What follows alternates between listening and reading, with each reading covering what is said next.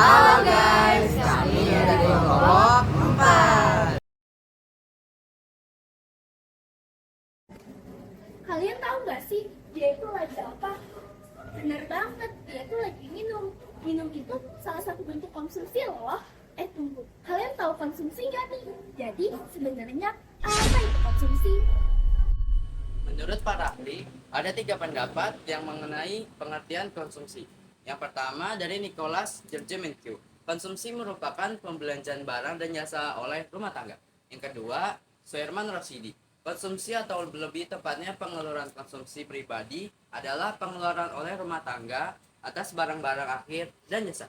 Yang ketiga, dari Muhammad Abdul Halim, pengeluaran konsumsi rumah tangga yaitu pengeluaran yang dilakukan oleh rumah tangga untuk membeli barang dan jasa untuk kebutuhan hidup sehari-hari dalam suatu periode tertentu. Menurut Kamus Besar Bahasa Indonesia, kata konsumsi itu diartikan dengan pemakaian barang hasil produksi. Sedangkan Kamus Besar Ekonomi diartikan sebagai tindakan manusia, baik secara langsung atau tak langsung, untuk menghabiskan atau mengurangi kegunaan atau utility suatu benda pada pemesan terakhir dari kebutuhannya. Sedangkan dalam bahasa Inggris diambil dari kata consumption, itu artinya pemenuhan akan makanan dan minuman. Jadi bisa dikatakan konsumsi adalah kegiatan yang bertujuan untuk mengurangi atau menghabiskan daya guna suatu benda, baik berupa barang maupun jasa, untuk memenuhi kebutuhan dan kepuasan secara langsung. Jadi, sebenarnya tujuan konsumsi itu apa sih? Tujuan konsumsi itu adalah yang pertama, mengurangi nilai guna barang dan jasa secara bertahap. Yang kedua, menghabiskan nilai guna barang sekaligus. Yang ketiga, memuaskan kebutuhan secara fisik. Dan yang terakhir adalah memuaskan kebutuhan rohani. Ternyata konsumsi juga mempunyai fungsi loh. Yuk kita simak bareng. Yang pertama, fungsi konsumsi adalah menjaga siklus perekonomian. Yang kedua, membuat perekonomian menjadi lebih maju. Dan yang ketiga, membuat arus percepatan barang dan jasa menjadi lebih cepat. Kalau misalkan kalian membeli sesuatu, kalian mempertimbangkan beberapa hal, bukan? Ternyata itu termasuk faktor-faktor yang mempengaruhi konsumsi kita loh. Yuk simak penjelasannya. Berikut adalah faktor-faktor yang mempengaruhi konsumsi kita. Pertama, ada selera. Yang kedua, ada faktor sosial ekonomi.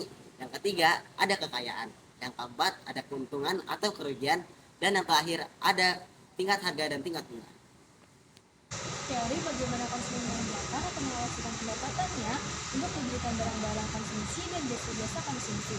Untuk memenuhi kebutuhan teori ini, kita juga membahas tentang tanggung jawab pelaku usaha terhadap konsumen dalam penggunaan produk kosmetik, pembatalan voucher harga secara sepihak, dan kerugian yang ditimbulkan oleh pelaku usaha toko online di Instagram. Dua kekuatan dari faktor yang mengaruhi pelaku konsumen, satu kekuatan sosial budaya, dua kekuatan faktor psikologis. Satu kekuatan sosial budaya yaitu ada faktor budaya, faktor kelas sosial, faktor pengaruh kelompok, dan faktor keluarga. Dua kekuatan faktor psikologi ada faktor pengalaman belajar, faktor kepribadian, faktor sikap dan keyakinan, konsep diri atau self-concept. Nah, sekarang kalian tahu kan apa itu kegiatan konsumsi dan konsep-konsepnya? Yuk mulai hidup berkecukupan dari sekarang. Jangan sampai pola hidup konsumtif menguasai pikiran kalian. Sekian dari kelompok 4. Wassalamualaikum warahmatullahi